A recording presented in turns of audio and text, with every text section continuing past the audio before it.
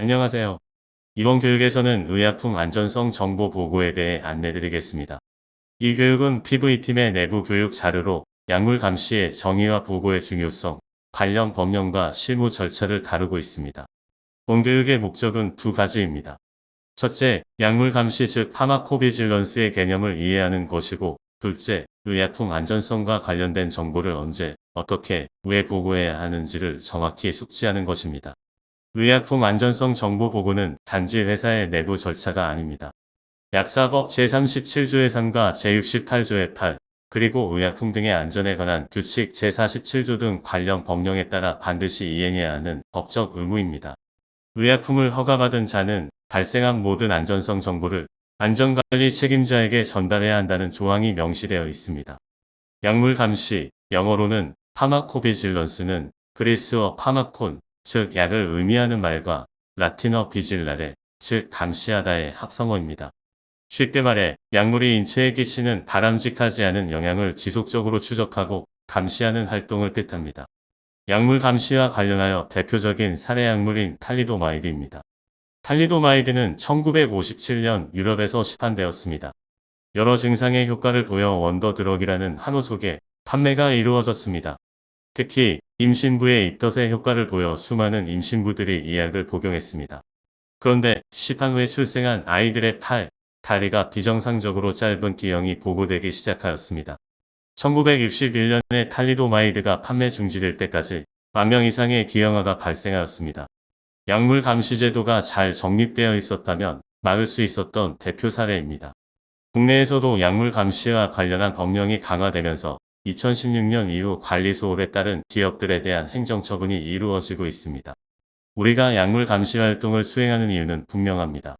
환자의 생명과 안전을 보호하고 의약품의 안전성 정보를 확보 및 제공하며 법적 규정을 철저히 준수하고 책임 있는 기업 이미지를 구축하기 위해서입니다. 국내에서도 약물 감시와 관련한 법령이 강화되면서 2016년 이후 관리 소홀에 따른 기업들에 대한 행정처분이 이루어지고 있습니다. 우리가 약물 감시 활동을 수행하는 이유는 분명합니다. 환자의 생명과 안전을 보호하고 의약품의 안전성 정보를 확보 및 제공하며 법적 규정을 철저히 준수하고 책임 있는 기업 이미지를 구축하기 위해서입니다. 그럼 이상 사례란 무엇일까요? 먼저, 부작용이란 정상적인 용량에 따라 약물을 투여할 경우에 발생하는 모든 의도되지 않은 효과를 말합니다. 이상 사례란 약물을 사용하던 중 발생한 의도하지 않은 바람직하지 않은 증상, 징후, 질병 등을 말하며 A라고도 합니다. 그 중에서 약물로 인한 원인, 결과 관계를 배제할 수 없는 경우를 약물이 상반응, ADR이라고 부릅니다.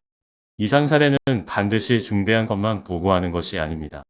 투약 오류, 과량 복용, 허가 외 사용, 효과 부족, 제품 이상 등도 모두 보고 대상입니다. 특히 중대한 이상 사례는 생명에 위협이 되거나 입원이 필요한 경우 영구적인 기능 저하나 선천성 기형을 초래하는 사례를 포함합니다. 중요하게 기억하실 점은 약물과 연관성이 있든 없든 모든 이상 사례는 반드시 보고되어야 한다는 것입니다. 이상 사례는 반드시 중대한 것만 보고하는 것이 아닙니다. 투약 오류, 과량 복용, 허가 외 사용, 효과 부족, 제품 이상 등도 모두 보고 대상입니다. 특히 중대한 이상 사례는 생명에 위협이 되거나 입원이 필요한 경우 영구적인 기능 저하나 선천성 기형을 초래하는 사례를 포함합니다. 중요하게 기억하실 점은 약물과 연관성이 있든 없든 모든 이상 사례는 반드시 보고되어야 한다는 것입니다. 예를 들어 어떤 환자가 약을 복용했는데 효과가 없었다고 하거나 점안액을 넣었을 때 눈이 따갑다고 말한다면 사용상 주의사항에 기재된 내용이라도 보고해야 합니다. 또 포장이나 외관이 비슷한 약물로 인해 잘못 투약되었거나 남성이 약을 복용 중인데 아내가 임신했다는 사실을 알게 된 경우도 모두 보고 대상입니다. 이상 사례 보고 시에는 최소 4가지 정보가 필요합니다.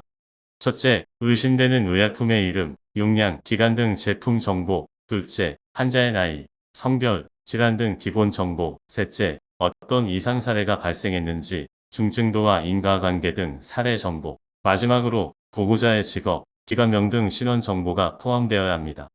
다만 설명해드린 정보들이 충분히 수집되지 않은 상태라 하더라도 즉시 보고하는 것이 더 중요합니다. 이상 사례는 다양한 채널을 통해 접수될 수 있습니다. 이메일, 전화, 웹사이트 자료, 외부 강연 등에서 보고될 수 있으며 환자, 보호자, 의료진 누구든 보고자가 될 수 있습니다. 따라서 모든 채널에서 정보를 민감하게 받아들이고 누락 없이 보고하는 것이 필요합니다. 여러분이 이상 사례를 인지한 그날, 즉 데이 제로부터 보고 기한이 시작됩니다.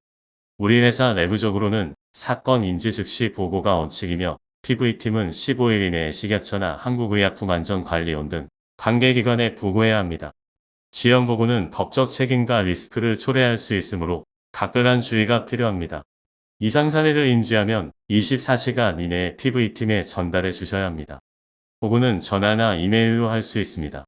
전화번호는 02-3017-616, 이메일은 화면에 이메일 주소를 확인 바랍니다. 이상 사례 보고는 단순한 행정 절차가 아닌 생명과 직결된 중요한 책임입니다.